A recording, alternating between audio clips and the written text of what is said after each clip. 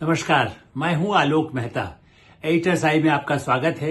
हमारा अनुरोध है कि आप एडिटर्स आई देखें, लाइक करें, सब्सक्राइब करें, अपने मित्रों को, ग्रुप्स को भिजवाएं और उनसे भी आग्रह करें कि वे भी सब्सक्राइब करें ताकि अधिकाधिक दर्शकों तक हमारी बात पहुंचे, हमारी राय पहुंचे, हमारा विश्लेषण पहुंचे और उनकी राय और आपकी राय हमें मिल सके तो उसका भी स्वागत है।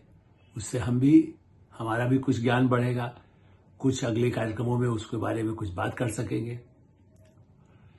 संसद के बजट सत्र पर पहले ही दिन एक कहावत है, आप जिसको आपने भी सुना होगा, संस्कृत की कहावत है, प्रथम ग्रासे मक्षिका पातः, पहले ही कौर में मक्खी गिरी। यानी पहले ही दिन यदि कुछ ऐसा लगे कि कुछ गड़बड़ हुआ है, खाने में जो होता है ना, आप पहला कौर लेते हैं और मक्खी गिरती है, उसी तरह से कोई घटना होती है, कोई ऐसी बात होती है जिससे कि कष्ट होता हो, लगता हो थोड़ी असहजता महसूस होती हो, खराब लगता हो।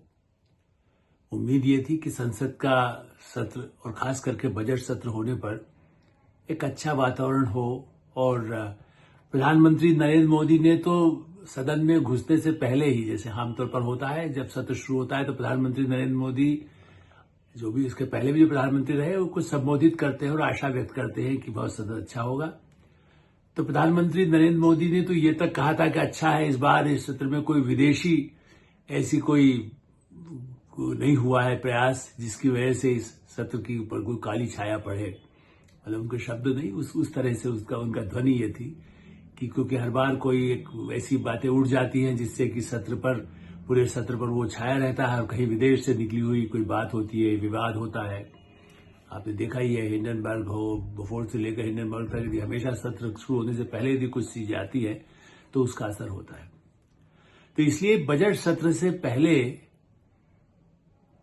इस तरह की बात कही गई, आशा व्यक्त की गई, विश्वास व्यक्त किया गया और उसके बाद राष्ट्रपति श्रीमती द्रौपदी मुर्मू ने, जैसा संसद को संबोधित करने की परंपरा है, जब संसद का बजट सत्र शुरू होता है तो राष्ट्रपति आती हैं, बग्गी में बैठकर आती हैं, हम हमेशा उसको देखते रहे, कवर करते रहे और संसद में सांसदों को संबोधित करती हैं और उनका भाषण लगभग 1 घंटा या उससे अधिक हो सकता है, उससे कम हो सकता है।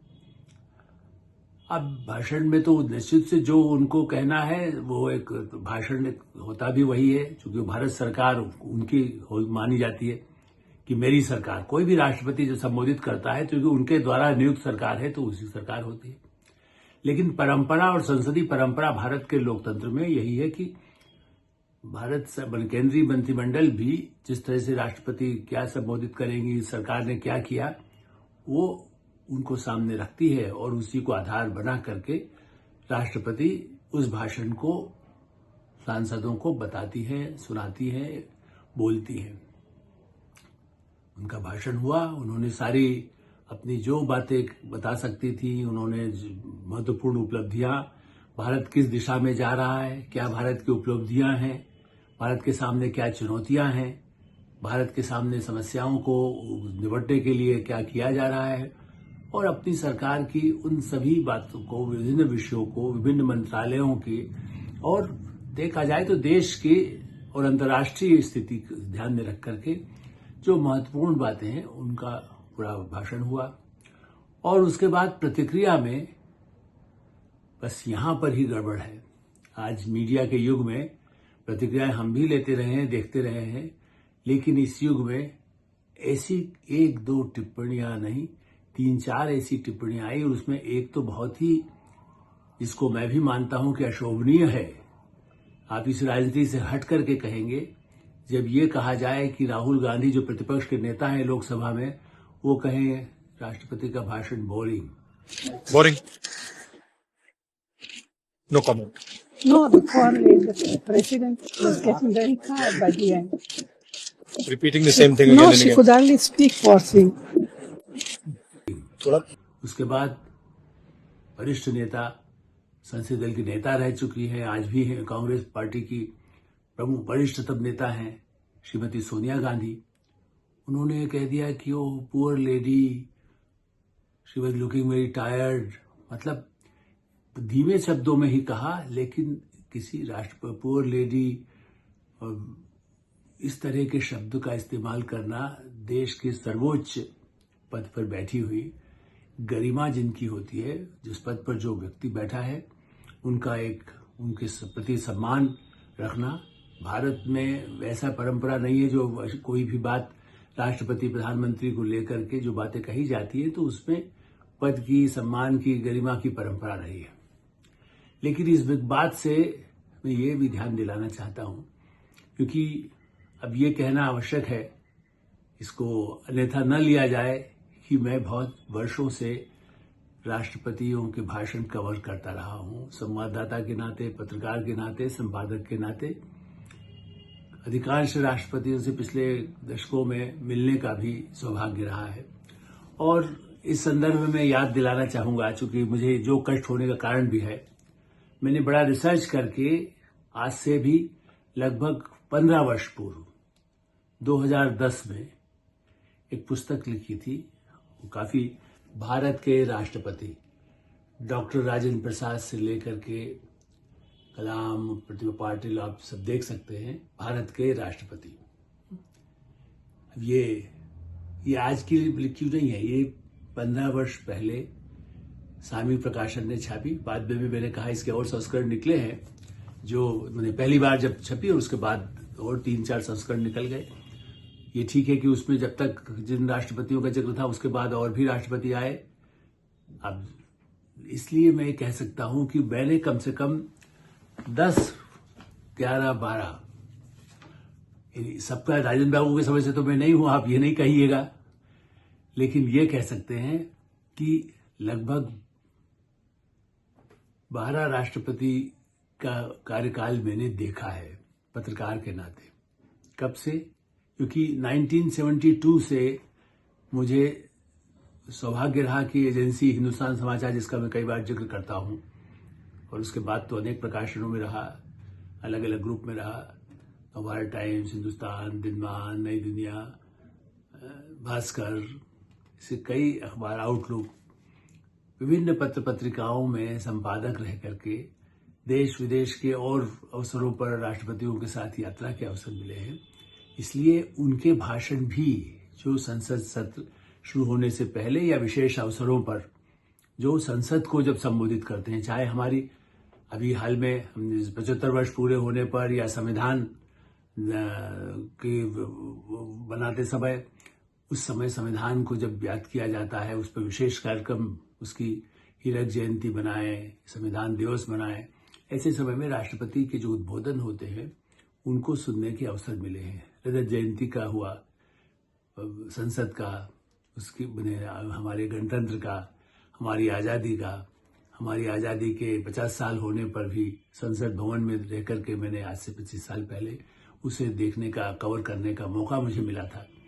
इसलिए मैं कह सकता हूं, जैसा मैंने पुस्तक का भी जिक्र किया, क्योंकि मैं 72 से रहा तो वीवी गिरी, चूंकि 74 तक रहे तो वीवी गिरी, उसके बाद फखरुद्दीन अली अहमद, फिर बीडी जत्ती, नीलम संजीव रेड्डी, ज्ञानी जेल सिंह, श्री आर.के. वेंकटरमन, डॉक्टर शंकरदयाल शर्मा, श्री के.आर. नारायणन, फिर डॉक्टर एपीजे अब्दुल कलाम, श्रीमती प्रतिभा पाटिल, श्री प्रणब मुखर्जी और श्री रामनाथ कोविंद जी।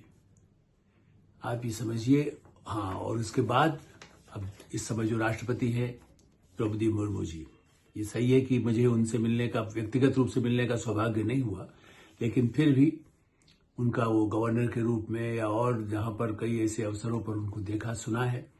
इस दृष्टि से मैं कह सकता हूं कि पहले भी बुजुर्ग हमारे राष्ट्रपति रहे हैं।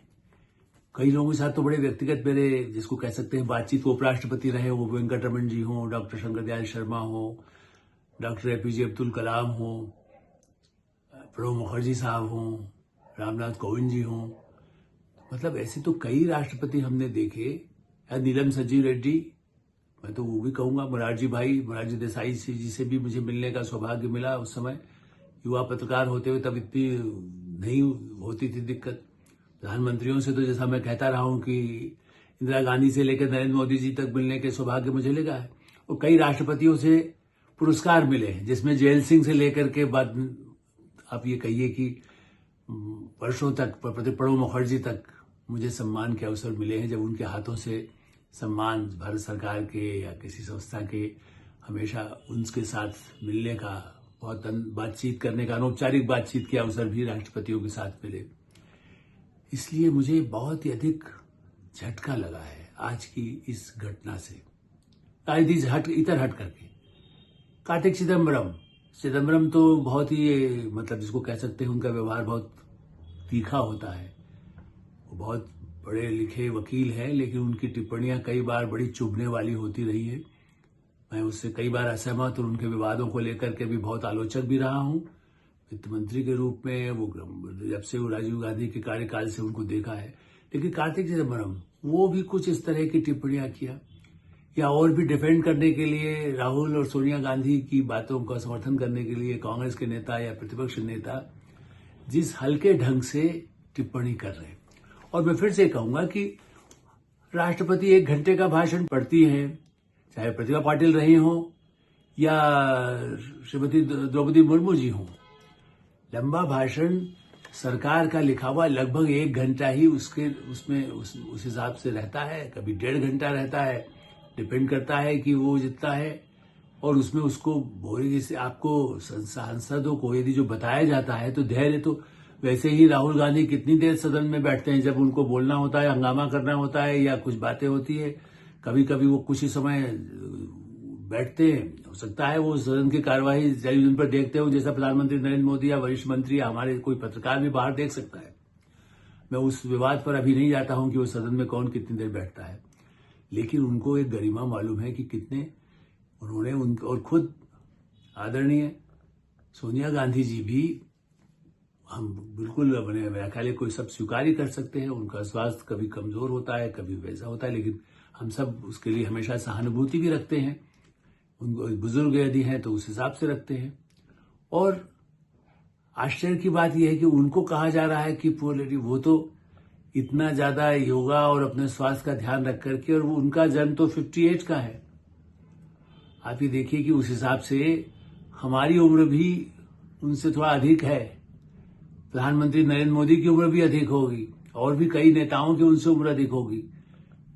ऐसी दृष्टि से उनके लिए इस तरह की टिप्पणी करना और पुअर लेडी के रूप में उनको पेश करना, एक आदिवासी महिला जो उस रायरंगपुर उड़ीसा से रायसीना हिल्स, हमेशा राष्ट्रपति भवन में वहां पहुंचने वालों को कहा जाता है ना, रायसीना हिल्स पहुंच रहे हैं, जैसे आप कहते हैं ना व्हाइट हाउस पहुंच रहे हैं। तो इस राष्ट्रपति भवन तो है ही, लेकिन रायसीना हिल्स कहलाता है, क्योंकि पहाड़ी की तरफ जो बनाया गया होगा, लुटियंस दिल्ली को बनाया गया, जहां राष्ट्रपति भवन बना है, वायसराय के लिए भी। उस दृष्टि से उस राष्ट्रपति भवन में जिस गरिमा के साथ, उसके पहले भी अभी जिस समय 26 जनवरी का मौका था, तो हम जो उनको देखा हो वो कह सकता है कि इस कड़कती सर्दी में दिल्ली में सुबह से लेकर के वो करीब 1.5-2 घंटा 2.5 घंटा रही, और ऐसा लगता था कि उनको सर्दी नहीं लग रही। हम लोग ये बैठे हुए घर में बैठे हुए भी हमें सर्दी लग रही थी, हीटर चल रहा था। और वो जिस आप यदि फिर से उस फोटो को निकाल करके देखेंगे तो उसमें कोई बहुत ज्यादा उन्होंने ऐसा गर्म कंबल ओढ़ा हुआ हो, ऐसा नहीं, कहीं शाल होगी जरूर, लेकिन बहुत ही ऐसा लग रहा था कि उन्होंने बहुत ही कम, जो अपना साड़ी और ब्लाउज के साथ जो पहना हुआ था, उसके उनकी क्षमता को देख करके हमें खुशी भी हो रही थी, आश्चर्य भी हो रहा था। और भी कई आयोजनों में उनमें एक बड़ा, एक जिसे कह सकते हैं बड़ा, ब्रह्मा कुमारी को मानती रही हैं, बड़ा एक संघर्षपूर्ण जीवन जिया है। एक छोटे से गांव से निकल करके शिक्षक के बाद में अपने राजनीति में सक्रिय होकर के काम करके वहां मंत्री, फिर राज्यपाल रह करके राष्ट्रपति बनी है। और उन्होंने बहुत ही गरिमा, सादगी, तो उनका जैसे कहना चाहिए और गौरव होता है। उड़ीसा की बात पर मुझे याद आया, एक दिन पहले ही अमिताभ बच्चन का कौन बनेगा करोड़पति कार्यक्रम में उसी गांव की, उस इलाके की एक बालिका, उसने कहा मैं कहाँ से आई हूँ, मयूरभंज या उस तरह का कोई जगह बताई उसने, और बड़ी प्रतिभाशाली, उसने कहा कि हम उसी गांव के हैं जहाँ के राष्ट्रपति उस इलाके के हैं। वो उसने कितने उत्साह से जवाब दिए, बालिका ने, मतलब उसकी ज्यादा उम्र भी नहीं थी, यूं थी, और उसने काफी आगे तक उसने मैंने कहना चाहिए कि उस कंपटीशन में जो कौन बनेगा करोड़पति में अच्छी खासी धनराशि जीत करके भी गई है। तो मैं ये कहना चाहता हूं कि उससे एक आत्मविश्वास पैदा होता है हमारे इलाके की कोई राष्ट्रपति बन सकता है, कोई प्रधानमंत्री बन सकता है। यही तो काम, हमारे लोकतंत्र की सबसे बड़ी शक्ति यही है। और इसलिए मैंने इन सब के नाम गिनाए। पीडी जत्ती, उनसे भी मिलने का मुझे सौभाग्य हुआ है। जैसा कि वैसे तो उपराष्ट्रपति भी जो लोग रहे उनसे भी बहुत मिलने के अवसर आए। और मैं यहाँ एक घटना की और याद दिलाऊंगा, क्योंकि कहा जा रहा है कि जो राजनीति कही गई कि कांग्रेस ऐसा अपमानित करता है, मैंने शायद पहले भी एक बार जिक्र किया है। जब कांग्रेस के ही जो राष्ट्रपति बनने से पहले डॉक्टर शंकरदयाल शर्मा उपराष्ट्रपति थे, तब राज्यसभा में एक शिवशंकर मंत्री थे, उस जमाने में लॉ मिनिस्टर भी रहे, और पहले भी उनका कानून की पृष्ठभूमि थी। उसके बाद भी उन्होंने किसी बात पर नियम कानून बताया कि संविधान में लिखा है, तो राष्ट्र और कुछ इस ढंग से, इस भाषा से उनका तेवर ऐसा था कि आपसे अधिक मैं जानता हूं। शब्द इस्तेमाल नहीं किया, लेकिन उन्होंने कहा ये लिखा हुआ है। और शंकरदयाल शर्मा जी जो सभापति के पद पर थे उपराष्ट्रपति के रूप में, उन्होंने कहा कि मुझे मत सिखाइए कि कानून क्या है, मैंने कितना पढ़ा है शुरू से, छात्र जीवन से लेकर के संविधान को। और वो इतना द्रवित हुए, आंसू उनके आ गए, और वो उठ करके सदन से चले गए कि मैं इस पद को ही त्याग दूंगा। उसके बाद राजीव गांधी इस अपमान के उससे बहुत खुद भी परेशान हुए। प्रधानमंत्री राजीव गांधी थे, वो जाकर के उन्होंने क्षमा मांगी, और किसी तरह से उन्हें वापस मनाया गया कि आप ऐसा कोई कदम न उठाएं। तो मेरा ये कहना है कि कांग्रेस में लोग जानते हैं कि राष्ट्रपति, उपराष्ट्रपति, प्रधानमंत्री या किसी भी संवैधानिक पद पर, चीफ जस्टिस, सेनाध्यक्ष, आप यदि उस पद पर बैठे हैं तो कम से कम उस संवैधानिक परंपरा का, संविधान को हाथ में लेके घूमने से नहीं होता। संविधान की परंपराओं, गरिमा को, भारत की शक्ति को, और उसमें यदि कोई कमजोर है, यदि है भी, तो उसको कमजोर न कहा जाए, उसको और शक्तिवान बताया जाए। शक्तिवान, उसको ऐसा लगे कि उनमें बहुत ऊर्जा है, ताकि उनका भी आत्मविश्वास बढ़ सके। अपेक्षा तो ये होती है कि आप कहीं दूर दराज में भी कोई व्यक्ति है तो उससे यही कहेंगे, आप यदि राजनीति में सक्रिय हैं, पत्रकारिता में हैं, किसी भी क्षेत्र में हैं, समाज में आत्मविश्वास पैदा करना ही तो लोकतंत्र में सबका धर्म है। ऐसी स्थिति में ये बहुत दुखद है, कांग्रेस के नेताओं ने राष्ट्रपति पर जो टिप्पणी की है, ये अशोभनीय है, दुखद है, निंदनीय है। व्यक्तिगत रूप से आप बुजुर्ग को लेकर के कोई राय ऐसा होती है कहे, लेकिन सार्वजनिक रूप से कहा जाना तो और भी, इसे यदि संविधान की दृष्टि से देखा जाए तो और भी अनुचित है। इस पर सबको सोचना चाहिए। लोकतंत्र में गरिमा रखे, एक दूसरे का सम्मान कैसे किया जा सकता है और संवैधानिक पदों पर कैसे सम्मान किया जा सकता है, इस पर विचार की आवश्यकता है, सलाह की आवश्यकता है, आत्मानुशासन की आवश्यकता है। इसे सिखाया पढ़ाया नहीं जाता। ये स्व अनुशासन की बात है जो हमेशा माना जाता है भारत की परंपरा में। एटरसाई में हम विराम देते हैं। आप एटरसाई देखते रहें, लाइक करें, सब्सक्राइब करें, मित्रों को, ग्रुप्स को फॉरवर्ड करें, और आपकी राय हो उससे भी हमें अवश्य अवगत कराएं। धन्यवाद, नमस्कार।